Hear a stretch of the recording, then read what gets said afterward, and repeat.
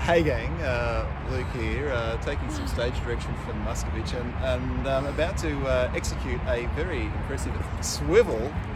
What's that giant thing behind us? It's a stadium. It's at the stadium. Yep. We're striding purposefully away from the stadium, having completed an action-packed day 4 of COP29. We all were doing different things today. I was pretty busy with meetings. I recorded an episode of my podcast, First Fuel, prepping for my panel on research, development and innovation at the OzPev tomorrow. So I didn't actually get into any negotiations, but that's okay because I did. Yeah, Yes. you did, Frankie.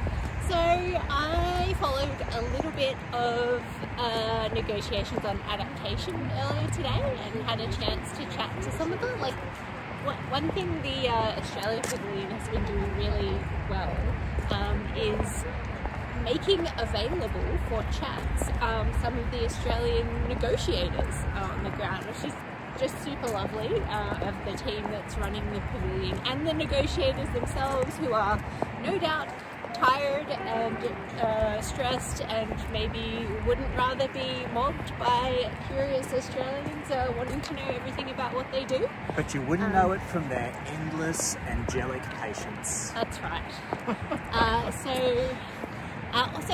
So had the chance to chat to the lead negotiator on adaptation, and that was great. And just sort of circling back to last year, the Assistant Minister for Climate and Energy at that time, Jenny McAllister, co-chaired the sort of negotiations on what was agreed as the global goal on adaptation at last year's COP. But this year, that kind of broad framework having been agreed, the focus is actually about the indicators that you want to see. So kind of fleshing out the next level of detail under that kind of, the broad goal, and trying to get some agreement from expert groups that are feeding into that negotiation about what you would include in indicators across different sectors and things like that. So are these like indicators of resilience within a particular sector? Yeah, that's right.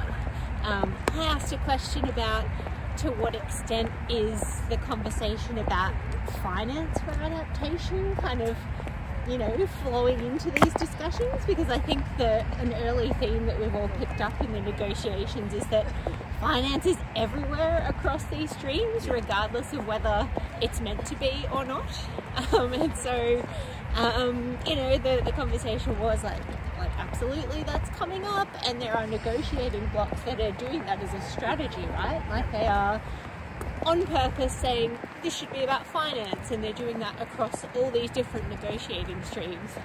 And the practical kind of impact of that is that you're now seeing all these other negotiating streams, if not held up, they're kind of becoming a little reliant on the NCQG, the new collective quantified goal on finance, getting to resolution in what it's doing, to then be able to feed into all the other streams that actually are dependent on what happens there. So, yeah. Which is not an unusual thing at COP. Like last year it was all about the stock take, right? Yeah. And like it was stock take everywhere, and it kind of bled into every other conversation.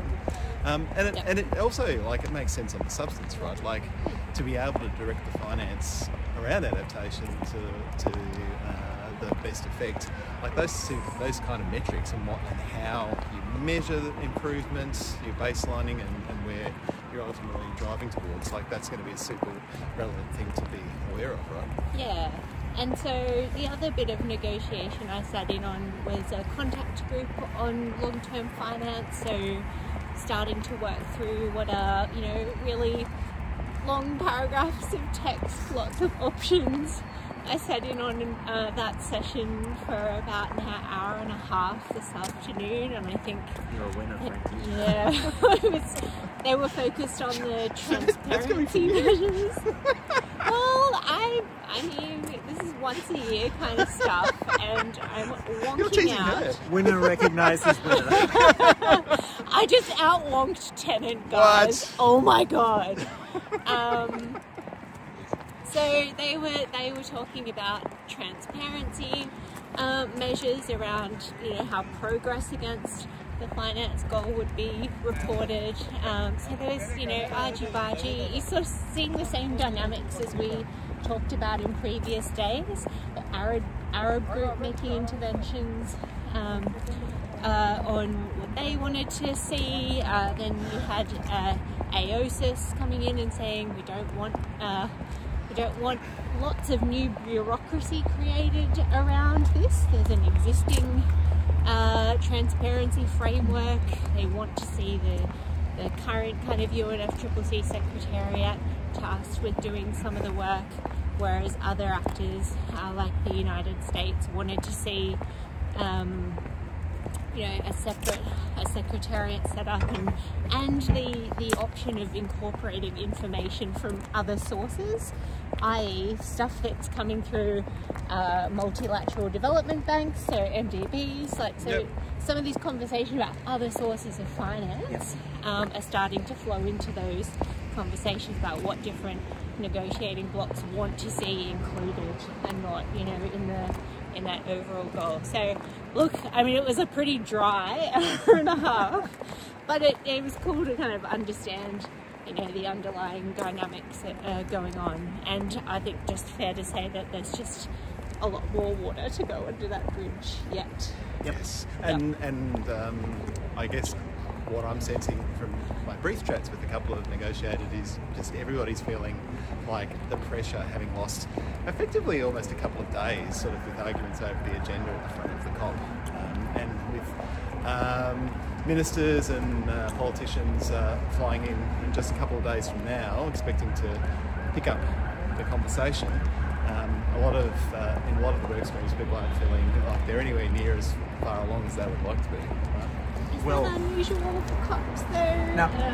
I think the conversation was nothing agreed until everything is agreed, Yep. and that's, you know, no less the case this COP than previous COPs, but it's really all centred around that quantified goal on finance. I tried to go to the negotiation in the Forum on Response Measures, got there, and after 20 minutes delay, the co-chairs said that the G77 plus China had needed extra time to do their consultations, and there would be bilaterals in the evening and they'd all come back together tomorrow. So I went off and had a bunch of exciting side events.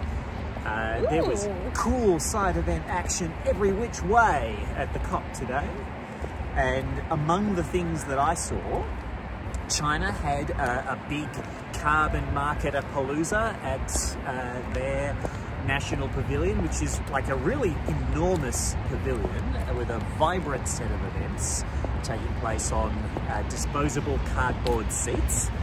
And they were marking a year of really intense progress on their carbon market. It's expanding, it's getting more professional. They're reforming the China certified emission reduction offset market.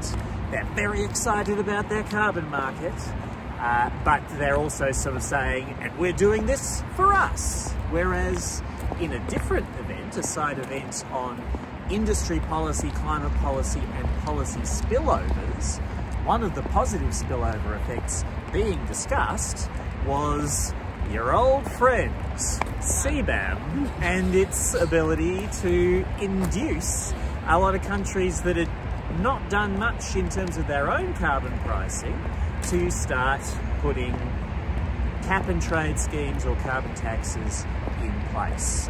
There are other interesting spillovers that were discussed in that session, and in a paper that I'll be arguing for a certain podcast to take a look at some point in the future. There was also an interesting event that we all went to on solar radiation management. Another one. Yeah. Another one. How could there ever be too many events on blocking out the sun? I mean, It's a cool idea. I think comfortingly, a lot of the same themes were raised in that conversation, i.e. By some of the same speakers. Were there similar? One crossover speaker. Okay, Nana Alright. Brown.